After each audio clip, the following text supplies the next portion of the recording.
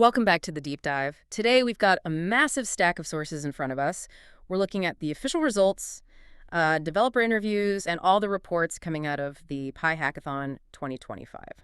And this really wasn't just another coding competition. It feels more like a blueprint for what's next. Exactly. Our mission here isn't to just, read off a list of the winners. We want to analyze the trends. We're trying to figure out what kind of real-world utility developers are actually prioritizing now. Especially as they're building toward this open network era. Right.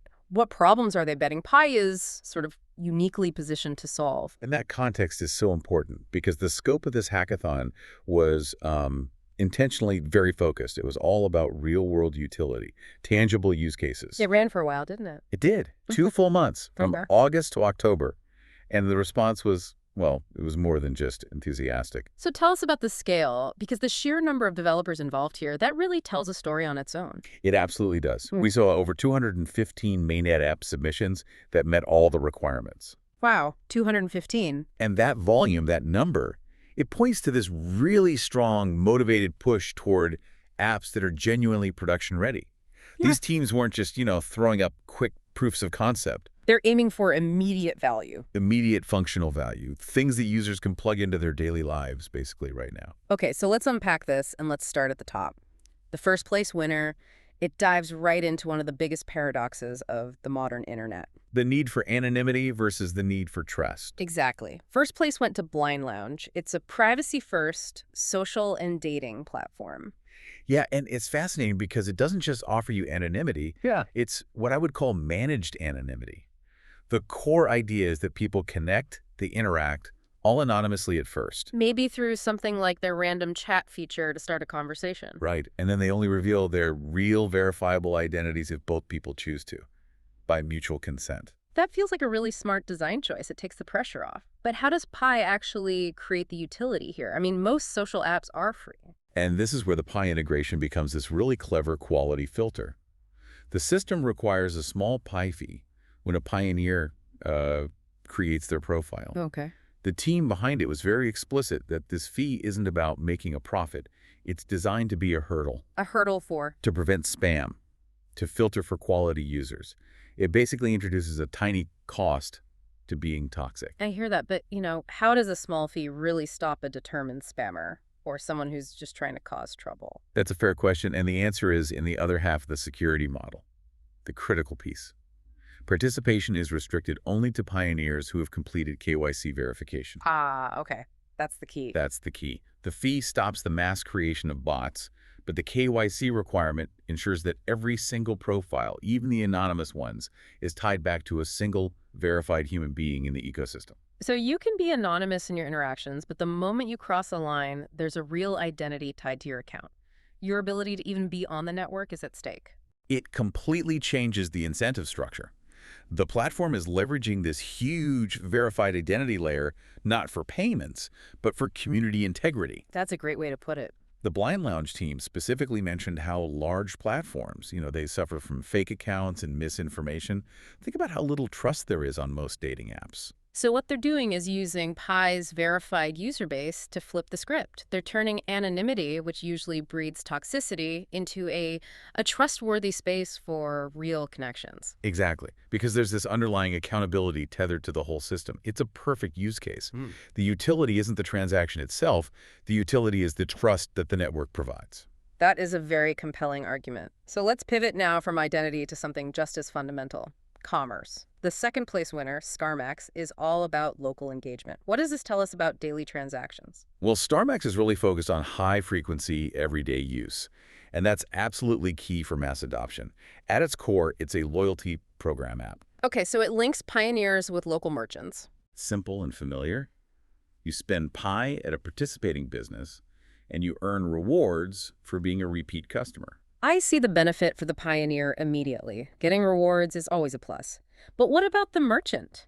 Why would they integrate this instead of just sticking with, cash or credit cards? And that's where the real business utility comes in. StarMax isn't just a payment portal. It's a customer retention engine. Merchants can go in and completely customize their own loyalty programs. So they can offer special discounts or Or unique incentives, early access to new products, anything. It gives them predictable, repeat business from an already established, trusted community of pioneers. And they get instant visibility inside that ecosystem. So this moves Pi from just being a currency that helps with a transaction to being a mechanism for actual economic growth for these small businesses. Precisely. It's a growth engine. It's not just a payment rail. Connecting this to the bigger picture, then, this seems crucial for that whole open network vision. It is. This model attracts repeat customers, and it fits really naturally into how a store already operates. The sources we looked at mentioned its huge potential to scale, maybe onboarding tens of thousands of merchants around the world. So you're creating this kind of closed-loop economy. Pioneers discover businesses through the app, and those businesses get a stable customer base. That's a mutual growth engine. It creates this powerful flywheel. Pioneer utility drives merchant value, which creates more places for pioneers to use their Pi, and so on. StarMax is like the digital connective tissue for it all. All right, and now for a space where the developer community always places a big bet, gaming. The third place winner was Run for PI. It's a fast-paced runner game. We've seen the genre a million times. We have. So what makes this app a top 3 winner? In a utility-focused hackathon, no less. The key, and the analysis really highlights this, is that the app showed a clear, practical, and very deep use of Pi. It was integrated right into the game's core progression loop. Not just on the side. Not just a sideline currency at all. It aligns perfectly with the network's whole emphasis on gaming as a major driver for engagement. Can you give us specifics on that deep integration? Are we just talking about buying skins for your character? It's much more structural than that. Players use Pi to buy critical items, like boosters that help you in the game or to unlock new levels. Okay. But crucially, they also use it to participate in the competitive side of things. Prize pools, leaderboards. This isn't just cosmetic. It ties your actual advancement, your success, and your reason to keep playing directly to Pi-based actions. So you have to engage with the currency to really progress and compete. You really do. That creates strong entertainment utility, but it also sounds like a very intentional strategy for the whole ecosystem. And why is gaming so central right now? Because gaming apps are fantastic for user acquisition. They're fun, the learning curve is low, and an app like Run for PI is perfectly set up to use the Pi ad network for monetization. So there's a secondary utility path. Exactly. The app earns revenue, the network gets transaction fees, and the pioneers are engaged. It creates this positive feedback loop. The game drives utility, that utility drives engagement, and that engagement strengthens the entire ecosystem for everybody. It's the engine that generates the traffic. That's right. The consistent traffic flow that you need for that open network stage. That covers our top 3 winners then. Verified identity, local commerce, and core game economy, all major verticals. But beyond them, 5 other apps got honorable mentions. And this is where we really see the diversity of what developers were thinking. The full scope of their ambition, looking at all 215 submissions. Right, and we should probably mention as we look at these that these are community-built projects. So some features might still be in progress. You might see the occasional bug. Of course, they're still being refined. The first theme we see is expanded social connections, which kind of mirrors the first place winner. That's where we find Kendrick. And Kindred is different because it's aiming beyond just romance. It's a platform for romantic, friendly, and professional connections. And it's using Pi pretty aggressively, not just for payments, but also the ad network for things like profile promotion. It recognizes that this verified community is a ready-made pool for finding reliable professional contacts, not just dates. Okay, moving to a totally different ambition. Theme 2, professional tools and SaaS, software as a service. This is workflow for Pi. Yeah, and that's a high bar. It really is. When I see SaaS on a platform like this, it implies a really high level of complexity. It does. And Workflow for Pi is aiming high. It's a productivity and collaboration platform.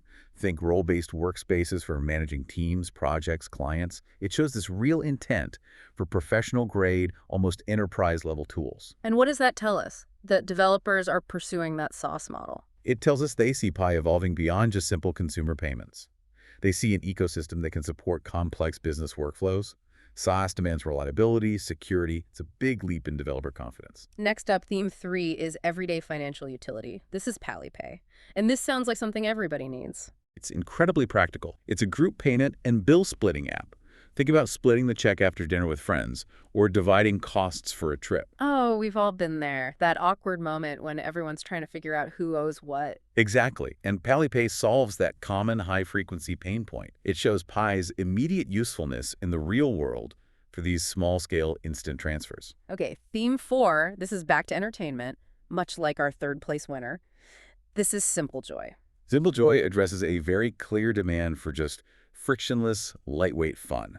It's a library of open-source, browser-based games that are free and easy to access. So while Running for PI is built around a Pi economy, Simple Joy is more about maximizing reach. Exactly. Just simple, fun, convenient entertainment for everyone without needing big downloads or complex setups. And finally, theme 5, which is community sentiment, Agorapulse. Agorapulse is a really interesting experiment. It's a community polling app.